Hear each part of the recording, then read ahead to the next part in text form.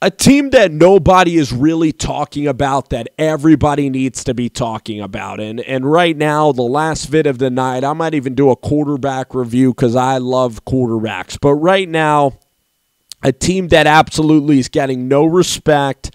Everybody in the national media is talking about them, is not talking about them, and this is my team, the Tampa Bay Buccaneers. It's not even my team. A lot of people accuse me of being a two-teamer, but again, in the NFC South, I don't really have a dog in the race. The Tampa Bay Buccaneers are exactly like the New Orleans Saints of last year. Under the radar, really good quarterback play, tons of weapons that can be utilized at any time, and now they finally invest in the two lines of scrimmages. Jason Licht, what he did in the offseason is he took a page out of Howie Roseman in the Eagles playbook. The Tampa Bay Buccaneers acquired Jason Pierre-Paul, a guy that I've always loved, okay, as a New York Giant, and a lot of people are saying he's a chemistry killer, but that doesn't make any sense whatsoever because Jason Pierre-Paul was responsible for a championship. Jason Pierre-Paul, really one of the more talented defensive ends that we've seen for a couple of years,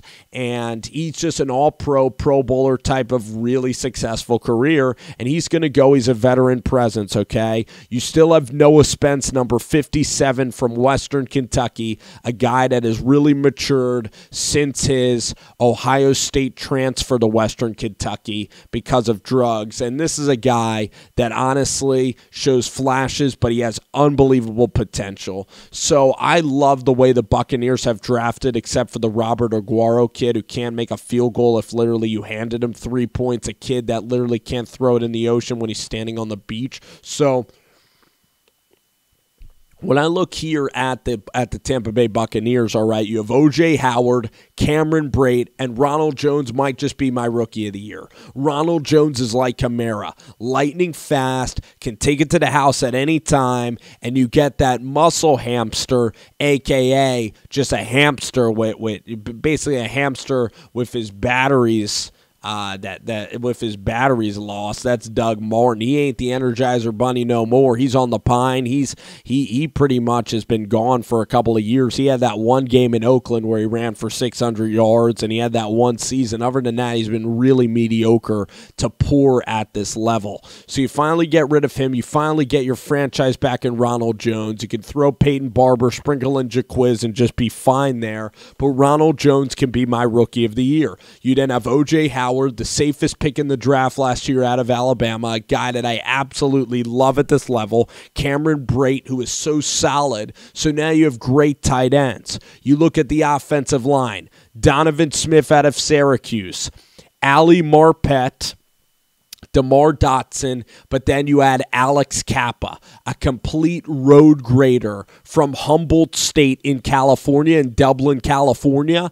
Alex Kappa is going to be unbelievable for this team. He's going to maul with Ali Marpet. I mean, it's going to be mauls on mauls, all right? So Todd Monken's going to have an unbelievable team to work with. Then let's talk about the defensive line. Vita Vea, Gerald McCoy. So now Vita Vea from Washington, his big ass gets into the defensive line. And you know what Vita Vea is going to do? He's going to create space for Gerald McCoy to roam free. And Gerald McCoy's going to kill some people. He's going to be killing quarterbacks this year. He might be the defensive player of the damn year this year, Gerald McCoy. This defensive line's going to be unstoppable. Vinny Curry, Bo Allen, Noah Spence, Jason Pierre-Paul. You build teams from the inside out. Period. End of story. Then you can even blitz linebackers, okay? And Mike Smith, although he was apathetic and kind of a loser in Atlanta, he's a decent defensive coordinator down here. So now you have Levante David out of Nebraska, a guy who I've loved at the weak side linebacker slot.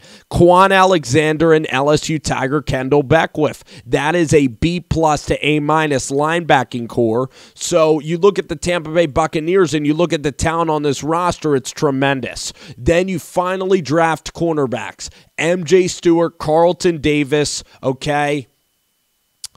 Hargraves is on the way out. Carlton Davis from LSU is plug and play. The safeties are just decent.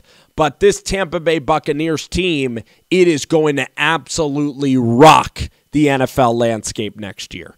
It is going to be a team, and let's go down the Tampa Bay over-under win total. Over-under Tampa Bay Bucs win total. They might be the first team that I do. So I'm kind of giving you a draft reaction. It's 6.5 games. So let's go ahead and pick the schedule right now. Let's just fill this sucker out, all right? So the Tampa Bay Buccaneers, all right, let's go to see their schedule. And they play the Saints on the road and the Eagles at home. That's going to be tough. I say that they have a good chance at beating the Saints on the road. But listen, you know what I'll do? I'll give them a loss at the Saints. They actually beat the Eagles and Steelers, go to 2-1, go to Chicago. Big time game, week 4 at Chicago. They get that win. They go to 3-1 before the bye week, and everybody's talking about them. They come out, they play at Atlanta. After the bye, they lose a tight one. All right, 3-2. Browns is a win. Here's where they go on their run. 3-2. Browns is a win, 4-2. At Bengals is a win, 5-2. At the Panthers is a win, 6-2. 7-2 to the Giants. Then they play at the Giants and at the Niners. They lose both of those, start coming back down to earth, 7-4. Go ahead, and then, though, they win 2 games. Panthers and Saints go to 8-4. Beat the Ravens on the road, 9-4. Maybe Dallas, so I'll say 9-5, and then they finished with Atlanta 11-5. So I have you guys maybe 5 games over 500 on the season. I mean, it's going to be a tough schedule. That's the one thing. I can't sugarcoat it at all. There's a lot of games in the Tampa Bay schedule that are freaking brutal. The Eagles and Steelers and Saints to start it off. Going to Chicago, going to Atlanta is very hard. You play the Browns and the Bengals. Both are going to be terrible. You play the Redskins at home. That's an easy win. So the easy wins on the schedule that you got to take care of. Steelers at home. The Steelers suck in the beginning of the year. I remember when they lost to the Eagles 34-3. They are not a good team at the beginning of the year. The Bucs are going to win that game, all right? They're going to beat the Browns. They're going to go to Cincinnati and win, and they're going to beat the Redskins. So there, I finally have 4 games. So then I only need 3 more to satisfy the bet. I'll take a Panthers win and a Saints win. And the over-under, it's around 7 games. You need about 7. You're going to need to go to at Ravens or at Cowboys. It's just such a tough schedule. But I believe that the Bucs will easily get to 7 wins. I think the Bucs have a great chance to win this division this year. I really do. Their running game, Ronald Jones, is going to be the X factor. Carlton Davis, the rookies are going to come in. And listen, if this year, this head coaching staff does not get the job done, he needs to be kicked the heck out. I believe in Jameis Winston. Jameis is a damn winner. This head coaching staff needs to kick ass this year, or else the head coach of this football team, Dirk Cutter, which again is not a household name by any means, he will be the forgotten man, and he will be fired. So that's it. That's the Bucs breakdown on Rover.